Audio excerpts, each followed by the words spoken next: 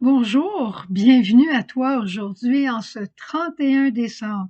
Au revoir 2022 et bienvenue 2023. Qu'est-ce que tu dirais si on finissait cette année ensemble dans l'action de grâce, dans la louange et dans l'espérance? D'abord, je vais commencer moi-même dans l'action de grâce. Merci pour vos cartes de Noël, merci pour vos courriels, merci pour les dons, merci pour les souhaits, pour vos paroles, votre soutien, vos prières. Vous êtes vraiment extraordinaires, puis je pense que j'ai vraiment raison de vous aimer.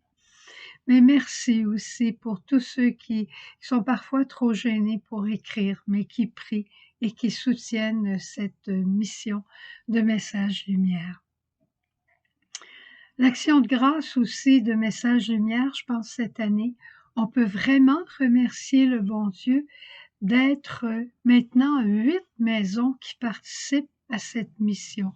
Tu revois l'Uruguay le dimanche, tu revois l'Ouest canadien le dimanche, tu revois la mission de Shaila au Nouveau-Brunswick le dimanche. Le samedi, c'est en alternance entre la Russie et la Belgique. Le vendredi, tu retrouves très souvent euh, la maison de Chicoutimi avec Marie-Gabrielle que tu connais. On a aussi la sœur de Marie-Gabrielle, une fois par mois, Alice. On a la présence de d'autres laïcs avec le mercredi où on retrouve la mission de Myriam de la Miséricorde à Montréal, avec Georges aussi, Élise et Richard, cette année, Richard Drainville, et sans oublier notre chère Joanne qui est là fidèlement dans la bibliothèque à nous traduire la beauté de la parole de Dieu. C'est extraordinaire, on est rendu de plus en plus nombreux et ce que je trouve beau, c'est que vous savez apprécier la beauté et la richesse de l'un et de l'autre. Nous sommes différents, mais c'est là notre beauté, d'être ensemble différents. Personnellement, évidemment, tu sais que je vais remercier le bon Dieu cette année beaucoup pour cette grande grâce d'avoir trouvé ma famille naturelle avec des sœurs merveilleuses, puis d'avoir entendu parler de ma mère aussi. Toi aussi, il faut que tu t'arrêtes pour faire le bilan de cette année. Mais quand on parle de bilan, on s'en va toujours sur tout de suite ce qu'il y a de négatif. Essaie de t'arrêter sur tout ce qu'il y a eu de beau dans ton année. Peut-être que ce n'est pas les premières choses qui te viennent, mais arrête-toi, réfléchis, écris-les s'il faut, écrire juste une liste. Ah, telle affaire, ça a été beau, telle affaire, ça a été beau, tel enfant a fait telle chose. Puis ensuite, tout ce que tu trouves qui a été un peu plus difficile, eh bien, c'est là qui est ta chance du pécheur, ta chance à cause de la miséricorde, à cause de notre consécration à la miséricorde, on peut tout réconcilier dans la miséricorde, offrir tout au Seigneur dans la miséricorde. Tu sais, c'est très difficile de vivre seulement horizontalement. On fait une erreur, on s'en veut. Quelqu'un nous fait une erreur, on a peine à lui pardonner, on n'y arrive pas. Il nous arrive une brique sur la tête, on ne sait pas quoi en faire. Puis là, on s'écrase, on s'écrase, on s'écrase. Mais quand on a la joie de vivre avec le Seigneur, eh bien, on arrive à pouvoir pardonner, on arrive à demander au Seigneur son aide, on arrive à dépasser certaines situations, on arrive à les assumer et on permet au Seigneur d'y entrer pour qu'il puisse bénir et transformer et transfigurer. Regarde toutes les grâces qui ont jailli aussi dans ma vie, dans ta vie, avec la parole de Dieu à tous les jours. C'est merveilleux.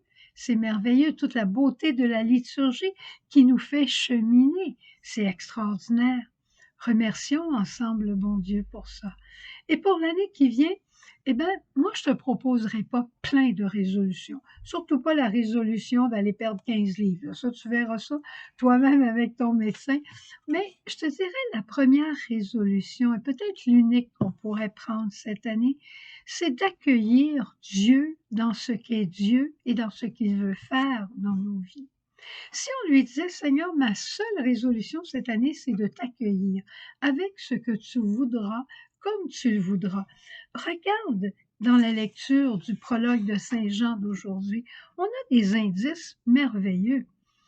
En lui était la vie, et la vie était la lumière des hommes.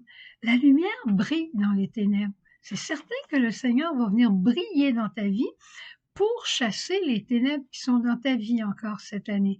Déjà, c'est une grande espérance de savoir que c'est la lumière de Dieu qui va venir.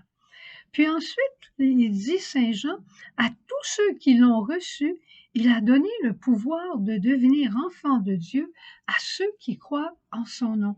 Alors si tu l'accueilles, le Seigneur, tu deviens encore plus son fils ou sa fille.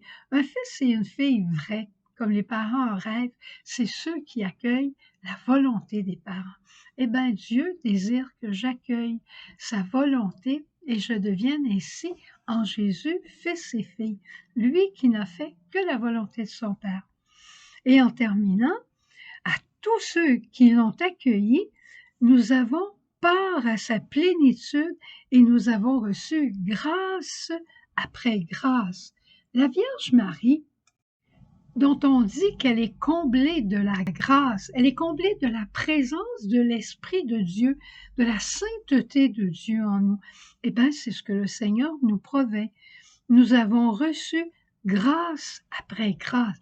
De plus en plus, l'Esprit veut prendre la place en toi. Alors, qu'est-ce que tu dirais pour 2023 que notre unique résolution soit d'accueillir Dieu comme il veut? Ça fait une belle journée, hein, aujourd'hui. On remplit tout ça d'actions de grâce et on ouvre notre espérance à la venue de Dieu dans nos vies personnelles. Au revoir, à demain.